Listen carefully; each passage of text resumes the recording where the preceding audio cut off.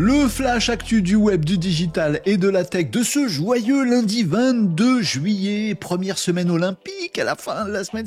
Bon les amis, on parle ici de web, de digital et de tech. Voilà les actus qu'il ne fallait pas manquer dans ce joyeux monde du web, du digital et de la tech. Je vous donne les actus en quelques minutes, mais sachez que ce flash actu, il est enregistré pour être diffusé sur les réseaux sociaux. Vous êtes peut-être en train de le regarder là. Il est enregistré en live. C'est tous les jours de la semaine à partir de 11h45 sur Twitch, notamment sur YouTube Live aussi, même sur TikTok Live. Vous pouvez nous rejoindre, vous devez nous rejoindre pour débattre, pour avoir des petits conseils, des petits tutos, pour qu'on réponde à des questions, pour qu'on chill. Toutes ces choses-là, elles se passent en live. Venez nous rejoindre, c'est tous les jours de la semaine, du lundi au vendredi à partir de 11h45. Mais pour l'heure, c'est les actus du jour. Donc, plusieurs millions de PC plantés à travers le monde, c'est l'histoire Microsoft, c'est pas Microsoft, c'est l'histoire CrowdStrike. Oui, bon, c'est un petit bug, et puis le bug a eu d'énormes conséquences dans ce logiciel censé nous sécuriser, censé sécuriser les ordinateurs professionnels sous Windows. Et ça les a mis en PLS, et on va encore devoir bosser, enfin pas nous les amis, mais les experts du domaine dans les différents grands groupes qui ont été impactés par cette panne due à un bug dans un logiciel partenaire de Microsoft. Ils vont encore devoir bosser quelques jours pour rebooter des ordinateurs. C'est ça le problème. Les ordinateurs ont rebooté, sauf que quand on a un reboot, un écran bleu Windows et qu'on bosse dans une grande compagnie aérienne qui est censée gérer tous les flux aériens de la planète et qu'on est devant son écran bleu comme ça, au bout de 4 heures, on commence à se dire que ça doit être un peu la panique dans les aéroports. Et c'est le cas un petit peu partout les amis. Vous avez vu passer toutes ces informations-là. Attention, méfiez-vous de ce qu'on dit dans les grands médias. On nous dit que c'est un hack, on nous dit que c'est du piratage, on nous dit que c'est un virus, on dit qu'il faut pas mettre de mise à jour. Tout ça, c'est du bullshit. Bien sûr, vous restez sur Renaud Décode pour savoir tout ce qui s'est passé. Mais en tout cas, cette histoire est une bonne leçon à retenir, une bonne leçon d'entrepreneuriat, les amis, et peut-être même une leçon de vie, de mindset pour tout le monde, puisque Microsoft qui est victime de ça. On rappelle, le problème est venu de CrowdStrike, donc, et ça a impacté plein de systèmes Windows, donc de Microsoft. Microsoft est victime, et en étant victime, il rend aussi victime tous ses clients qui utilisent ces systèmes-là. Microsoft a décidé très officiellement, dès le début de cette crise, de dire on verra où sont les responsabilités après. Mais pour l'instant, nous, Microsoft, on est en équipe avec tous nos clients, tous nos responsables IT à travers le monde. On est en équipe aussi avec CrowdStrike. Même si c'est eux qui nous ont foutus dans la panade, on bosse avec eux et on va créer. Donc ils ont créé tout un tas de choses pour essayer de rendre plus facile le retour à la normale suite à ce bug. Notamment, ils ont fait une clé USB bootable. Ils ont envoyé des programmes un petit peu partout aux responsables IT pour qu'ils puissent créer leur clé USB bootable. Et hop, avec des données cryptées qu'on peut rentrer, etc., etc. Et hop, du coup, on peut créer sa clé USB et bim, bim, bim, bim, aller mettre dans tous les appareils pour les redémarrer bien comme il faut. Et, ils ont fait tout un tas de partenariats avec leurs clients et avec CrowdStrike. Ils n'ont pas été dès le début à se dire non, c'est pas nous, c'est CrowdStrike qui a fait une bêtise, donc vas-y, débrouille-toi toi-même. Non, ils ont dit on fait front ensemble, on va trouver des solutions ensemble, on répare tout, après on fera les comptes. Ça, les amis, ça doit être un petit truc de mindset que vous devriez garder en tête, surtout si vous bossez dans une entreprise, surtout si vous êtes entrepreneur vous-même. La priorité des choses, c'est de faire en sorte que les problèmes soient réparés, vous n'éviterez jamais tous les problèmes. D'abord, 1, on râle pas, 2, on gueule pas, 3, on s'en prend pas aux autres, 4, peu importe, vous faites un sport d'équipe, ce mindset est important. D'abord, vous essayez de régler le problème de la meilleure façon possible, même avec vos ennemis, même avec ceux qui viennent de faire une grosse bêtise, vous réglez les problèmes, et après, une fois que les problèmes sont réglés, on peut commencer à discuter des responsabilités. Bon, là, ça va être joyeux parce que vu les milliards qui se sont envolés, je suis pas sûr que les assurances fonctionnent. Mais il faut tirer du positif de toutes les galères. Ça, c'en est une. Tirons ce petit positif. Bravo Microsoft d'avoir rebondi. Après, on tirera les conclusions plus tard. On l'attend, GPT-4o Advanced Voice. Qu'est-ce que c'est que ce truc ? Eh bien, c'est une dinguerie que nous avait montré OpenAI il y a quelques semaines, il y a pas mal de semaines maintenant, dans une petite démo, aussi pour faire un petit peu la nique aux concurrents de chez Google. OpenAI nous avait montré une nouvelle fonctionnalité et une nouvelle version du fameux chat GPT qui nous permettait d'avoir des conversations audio et vidéo très naturelles avec son intelligence artificielle générative. On avait vu ça, on pouvait discuter avec par exemple notre téléphone, on pouvait être plusieurs autour de la table, discuter en italien, en anglais, avec une discussion très très suivi. On pouvait interrompre l'intelligence artificielle pendant qu'elle était en train de nous raconter un truc. On disait, attends, vas-y, précise-moi ça. Bien sûr, Renaud, je vais te dire.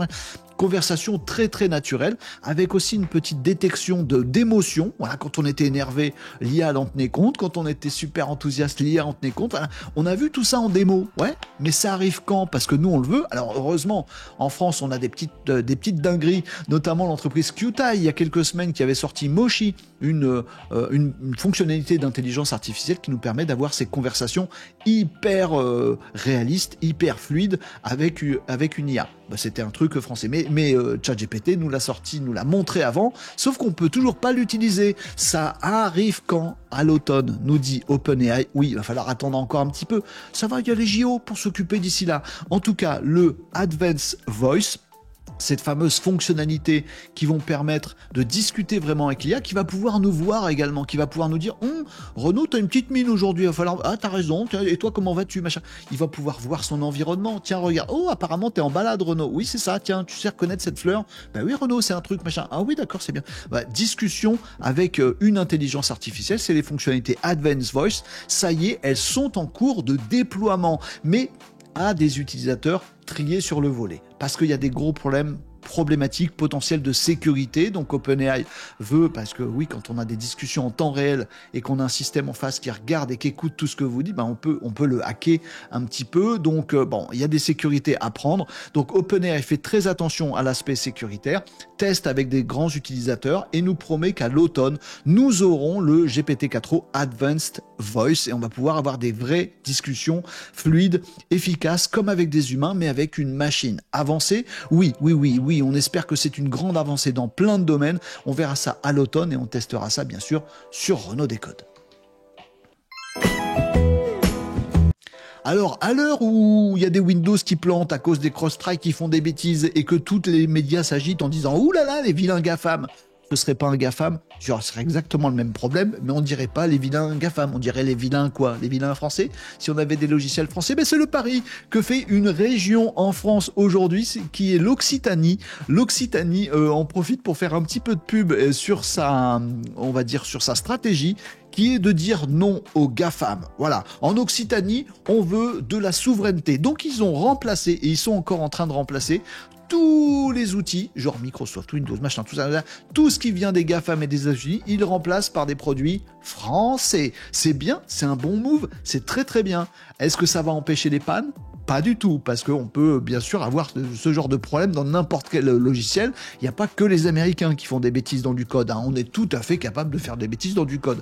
Bon, donc j'aime pas trop l'idée de l'Occitanie qui flirte avec ce qui s'est passé avec CrowdStrike, avec les pannes de Microsoft, pour dire nous, on dit non aux GAFAM, parce que ça ne règle absolument pas le problème. C'est deux sujets complètement différents, mais j'applaudis la région Occitanie qui met en avant donc des logiciels français, des logiciels faits par nous, qui sont aussi peut-être plus administrables, où on peut peut-être plus se permettre de dire, bah nous on est un de vos partenaires, on a besoin de telle fonctionnalité, vous voulez pas la développer, mais bien sûr, monsieur le client, on va dire l'éditeur français, parce que justement ça peut servir à d'autres régions. C'est bien un petit peu de souveraineté, pas de protectionniste à bloc non plus, on va pas se couper du monde, mais voilà, un peu de chauvinisme. C'est pas mal, bravo l'Occitanie. Par contre, le move de communication là, on sait nous, hein, on a vu que vous êtes en train de surfer sur un drama, ça c'est pas très cool. Pendant ce temps, les amis, je vous informe que la région Pays de la Loire est victime d'un hack, d'un piratage en ce moment, lourd et avec du ransomware. Donc on leur demande une petite rançon pour les laisser tranquilles.